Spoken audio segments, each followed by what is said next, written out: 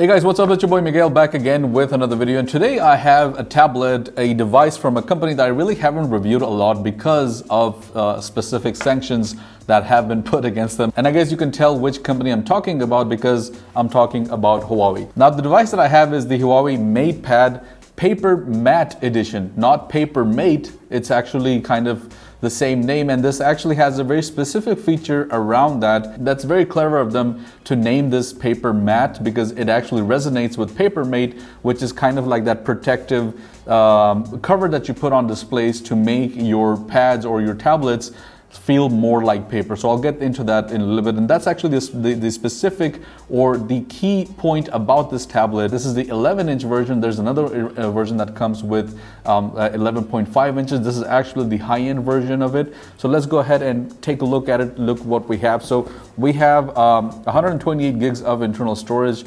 It only comes with 128 gigs. There is no option to expand the memory, so that's kind of like a disadvantage. I wish that this would come with at least 256. And we have 8 gigs of RAM. This does come with the option of 6 gigs if you want it. Now unboxing it, we have the tablet right up front. We'll put that to the side. We have a microfiber polishing cloth, and I should clarify that this is not for sale. I'm just joking there. We have, let's see, looks like we have some paperwork over here. Yeah, some paperwork, and this actually also comes with a pencil. This is the second generation of the M pencil that comes with the inside the box. I'm actually very glad to see that Huawei is actually introducing this, and this actually feels pretty nice and high quality. It's not like those cheap pencils that we've seen with other tablets. This is actually a well-made pencil. We have some paperwork over here, and also I believe the SIM ejector pin. No, we have a nib. This actually comes with an extra nib. And we also have our paperwork and our USB-C cable, which I'm having a hard time to take out, but you guys get it. This also comes with a 22-watt charger, but it depends really on the amount of voltage that you have. So at 9 volts, this will charge at 18 watts, and at 10 volts, this will go up to 22 watts of charging. That's the maximum that it will support.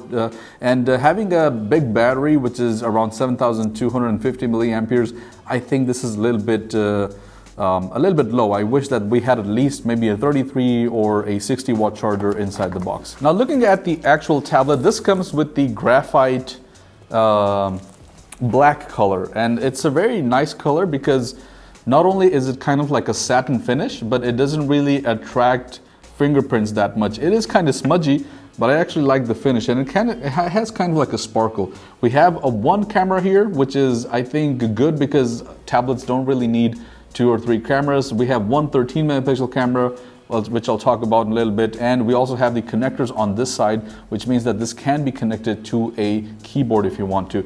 Looking at the overall design, this is a bit of a curved design, but it does have flat edges on the back and a flat screen as well. We have the volume rockers on this side. We have the with the power button on the top, and then we also have 2 speakers, which is 2 on the top and 2 on the bottom as well. Then we also have the USB-C port. Unfortunately, this does not have any option for a SIM, so this is not a 4G device, and it also doesn't have any micro SD availability. Now, as you can see immediately, one of the things that was noticeable was the display, because this has a matte display, which is useful in a couple of ways. First of all, obviously, it's going to be useful for better writing, but this also will refract a lot of the lighting, so you can use this in direct sunlight. Huawei advertises this as refracting about 97% of the reflections and the lightings that you usually get. So I believe that, I haven't really tested it out. It's already dark outside. I haven't really tested it in direct sunlight, but I'm assuming that this would do a pretty good job. Now, this being a device whose primary goal is the display, it's actually one of the best features of it, and also kind of the worst feature about it. The reason why is because this has a 120 hertz fast refresh display. It's actually dynamic, so it can go down to 60. It has a 500 nits of brightness display, which is decent. It's not the best. This also has a 2.5K resolution when it comes to the display. So just looking or talking about these specs, you would think that this is a very high-end display. But the disadvantage is that this is an LCD display, which kind of turned me off immediately. And the display looks great, especially with that matte finish. It actually looks pretty good. And I mean, I have direct lighting pointed at me. There's really no reflection whatsoever. So that's actually really good. And then on top of that, this is advertised sort of like a PaperMatte, which again, as I just mentioned, it's a cover that you can put on the display so that it kind of improves your writing and gives you that paper-like feeling. So if I go into the notes and I want to write something, it actually kind of does feel like paper. So I've used the PaperMatte, the actual PaperMatte display, and if I was just blindfolded and I was asked to write something or just scribble around with my eyes closed, I wouldn't be able to tell whether this is the Huawei or this is just another tablet which has a PaperMatte on it. So they've actually done a pretty good job about it. I actually like the fact that it's not too slippery, so that's the main feedback that we have. That's why we put these covers on, because usually when you want to use this as writing or you want to use this as a tablet that you want to take notes on, it kind of is very slippery. So I really like the way that it's actually responding. And this also has a minimum latency of I think 2 milliseconds when it comes to the writing, so it's actually pretty responsive as well. The other thing that I like is that the nib is actually, I can't really zoom in too much on this, but the nib is actually shaped like a ballpoint at the end. So it kind of gives you that very natural feeling that you are kind of writing with a pen. It's also pretty lightweight, so it's not too heavy. This is about 480 grams, and it's also pretty thin. So this measures at around 7.2 millimeters thin. So it's actually pretty decent. It feels really good in the hands, and it's not really wonky or wobbly or feels cheap in any way, which is why I was saying that Huawei is actually onto something. They're actually building pretty nice devices. I forgot to mention that this actually also can be connected with your tablet, and it actually charges with that. So that's very nice to see as well. I mean, included that into the box, and it also charges. If we talk about the performance benchmark, then this has a Snapdragon 870 chipset, which is a very decent chipset in my opinion. It's not the best, it's not the worst. It's on Antutu benchmark, this gave us around 745,000 points, which is just in the middle. So it's not the worst, but it's not really going to be used for gaming, although you can play PUBG and games like that. But this is more of a tablet that you're going to be using for everyday use. So if you are at work and you need something on the go to take notes, to maybe create presentations, to create anything that you want. I don't know what people do at work, but if you want to use this as a work tablet, then this is not going to slow you down in any way whatsoever. I mean, I'm assuming people just gonna reply to emails and maybe take notes. I think that's what people do at work.